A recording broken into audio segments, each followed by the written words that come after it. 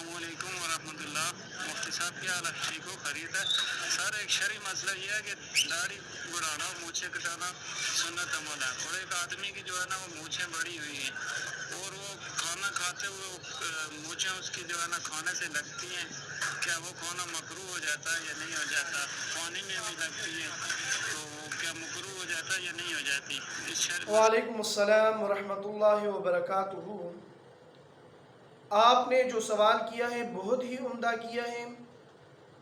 مونچھوں کا کاٹنا یا ناخن کا تراشنا یہ امور فطرت میں ہے، یہ انسان کی فطرت میں ہے کہ ان چیزوں کو کاٹ دیا جائے۔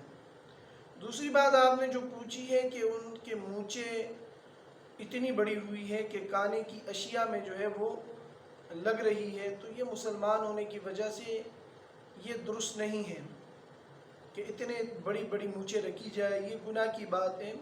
رسول اللہ صلی اللہ علیہ وسلم مشکات شریف کی حدیث کے ہیں، فرمایا کہ جن لوگوں کی مونچھیں بڑی ہوئی ہے اور وہ کترواتے نہیں ہیں تو وہ ہم میں سے نہیں ہے، اتنی بڑی وعید اس کے اوپر آئی ہے۔